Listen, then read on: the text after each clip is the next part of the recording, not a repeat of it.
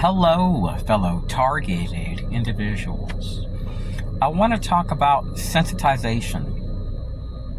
Sensitization is a tactic utilized to trigger a reaction at times when it involves psychological operations towards targeted individuals. At one time, I used to eat at this pizzeria like once a week when it was owned by a different owner. And I had noticed that this lady had stood in front of my table the entire time I was drinking a beer waiting for my food. I was taking it to go. I had ordered the most expensive stuff they had. I'd ordered a cake, their most expensive pizza, desserts, even a bottle of wine. And this employee stood in front of my table every sip that I had. And the exact moment my food was done, she grabbed my beer and walked away. Fortunately, at that time, I had a DVR camera hat and a DVR camera watch, and I shared it with the manager. It used to be owned by a different person. And that lady was fired. I found out from one of the coworkers that somebody had called 4 minutes before I had arrived at that pizzeria in Groveland, Florida, and had stated all these horrible things about me and stated they were a law enforcement partner. They didn't say they were a cop. So days later, I come here to a Dollar General in Groveland, Florida to buy a few things. And a lady that's ex-US Army walks up to me, whistles close to my face, and then walks out the store. This happened at the Walgreens a bunch of times. At a Taco Bell where I ate, a Wendy's close to my house, even at a Japanese restaurant right across the street in 2019. And what I noticed was these perpetrators, they bring kids. They come sometimes with no tag or cars that come from a government vendor. One day I was driving on this road and I noticed a fleet of cars on my tail. So I did an immediate U-turn. And all these cars do an immediate U-turn. When I look, I noticed there's one guy in a white car. He has a black suit, thin black tie, a white dress shirt, and black shades on. And I look back and I see this massive fleet of vehicles. And every single person in one of these vehicles owned a local business. They're all veterans. These activities were occurring outside of the law. And it's unlikely that the police chief or cops knew to what degree I was being targeted. But one thing is for certain, they knew after a while because I went to them more than one time with very serious allegations of mobbing and harassment by veteran-owned businesses.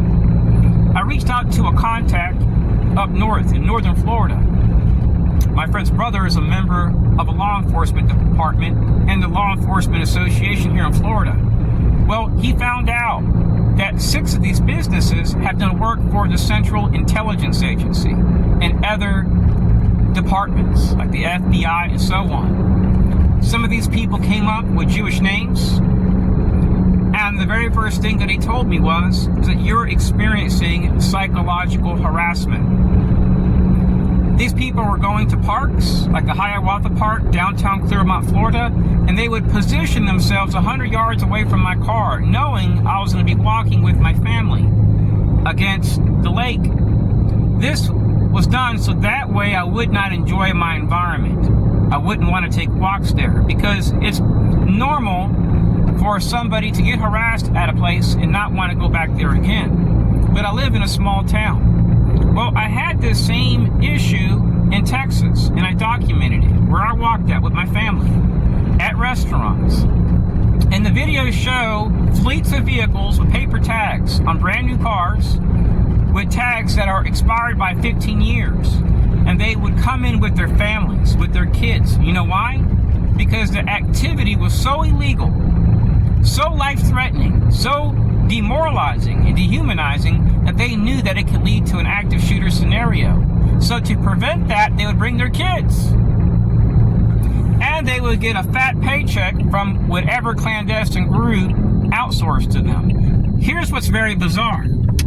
I was informed by a guy that's a court subject matter expert. He worked for the National Security Agency. I edited the parts that show that these people work for the government. I edited the U.S. government tax. And the first thing he told me was, you need to contact the National Security Agency immediately. The FBI and Department of Homeland Security. So on a group call, I recorded when I had the phone in my hand, the time, everything is on the cell phone. And it shows me dialing their numbers. Every one of them slammed the phone on me within seconds. Those that know me know that I'm not the type of person to argue. I've never started a fight in my life. And I'm the first one to walk away. So I called back again. I was like, my name is such and such. I tried to talk to them. They slammed the phone on me again. Well, I found out from other Americans that this has been occurring to them also. And this includes ex-FBI whistleblowers, ex-NSA staff that are whistleblowers, ex-DHS. When I went down the rabbit hole, I found out that the FBI and CIA, with the support of Department of Justice, have had a long history of creating the same environments, giving the okay to create the same environments which we know are linked to mass shootings, domestic terrorism, suicides, and so on, under the completely false guises of national security. At one time, I had an issue with my neighbor. He's from New York. He's real nice to me now. When he moved here, his girlfriend left him. And then all of a sudden, some people came to the area from different houses that have oddly never been spotted visiting any other neighbors. They went to this guy's house, and all of a sudden, this guy, when I'm cutting grass, he would walk up to me and whistle close to my face and harass me. He would just leave his house, walk up to me, whistle, and go back in. Well, there was a lady that was staying there. And this lady is on video, because when I park at Lake Sumter Community College, I face towards the double doors. And my car dash cam records when I'm out of my car. So it shows that this same lady that was next door, going behind me with a young girl about 19, 20, and they walk up to me and go, psst. One walks to her car, and the other one walks in the school. Well, one of these people pulled out an object that looked just like a gun. I had reported to security there multiple times. Issues with people that, one wore an army outfit, and a group of people that would come in there and bash their hands on the table and look at me and whistle. So when I would go shopping, if somebody was just whistling, I wouldn't assume it's a perpetrator.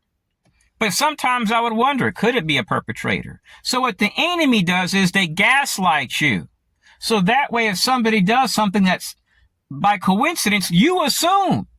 That's where the danger comes in with these programs. So when I lived in Austin, Texas, prior to moving here in 2019, for 5 years, I went to the state governor's office, DOJ, FBI, DHS, Fusion Center, the Sheriff's Association, the Sheriff's Office, and police. And guess what I found out? That they had select partners in all these groups which participated in this. But when you live in a community for so long, eventually it kind of tones down, but the agencies behind this don't. See, the police don't want to take any accountability for something like this.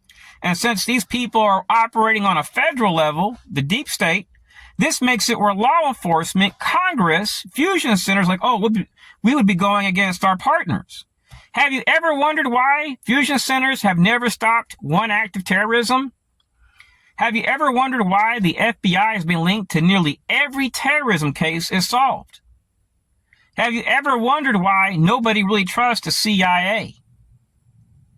I haven't met any person, fellow TIs, that truly trusts the CIA. Sure, there are a lot of good people there, just like the FBI. But we have people that play God with people's lives. They're playing God with your lives, and they're harassing you, and I've had it where they just come up to me and harass me as a group in Tampa, on the Southdale Mayberry Road, oddly, where the Britton Plaza is at, about 3 miles from MacDill Air Force Base, and then also about a mile from the FBI facility. Well, I stopped there because I bought a car from a guy there years ago. He owns a business at the Britton Plaza. So to show support for his business, I stop at the Britton Plaza. Then I go to St. Pete and go swimming with my family. So why am I documenting the Special Activities Division, the FBI in prior states, Citizens Corps, radical feminists coming up linked to like ex-U.S. Army defense contractors, people involved in Satanism, Jewish people, ex-Marines from Tavares, Florida, Freemasons from, what's this place called? Mount Dora. People coming up as listed as VFW members. Now, how do I document VFW members here, Austin, Texas, Albuquerque, New Mexico, Northwest Florida in 5 cities?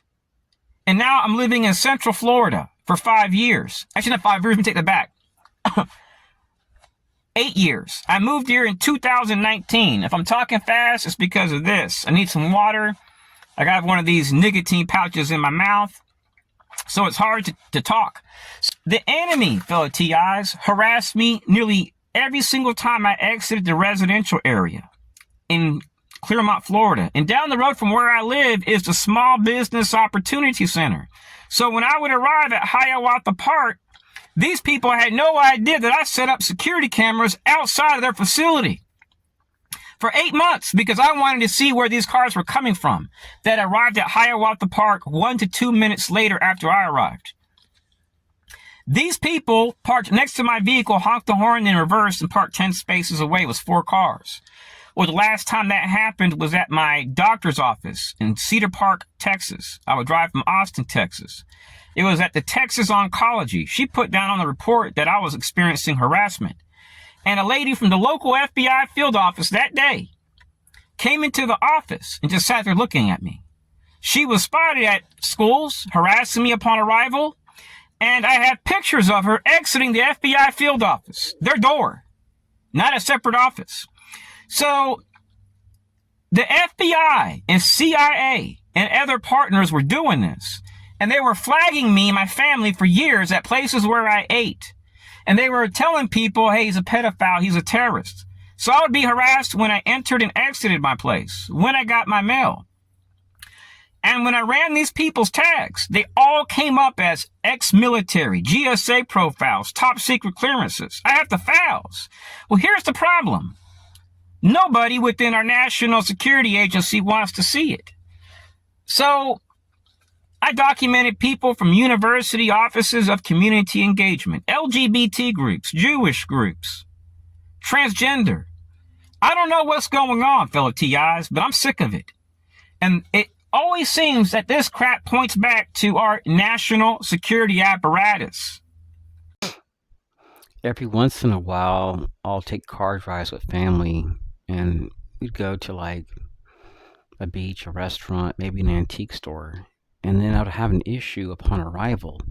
And it was always an elderly veteran. And then when I ran their tag and did an immense amount of searches on all veteran groups, all civic groups, sometimes I wouldn't get matches. I would find these people in newsletters, in pictures on Facebook in the background. And they were members of veteran groups. Some I have pictures of them from Facebook where you see a police chief, a mayor, a city commissioner shaking their hand, or their hand is around the veteran. And that's nice. But many of these programs, civic groups that exist, they're filled with good men and women, but they're backdoors for contracting. So a lot of these people don't even feel good about what they're doing.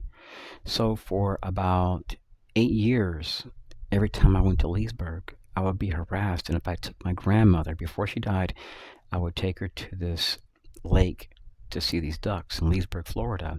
The perps would park next to me and then stand in front of the vehicle, right where the hood is at, just staring at us.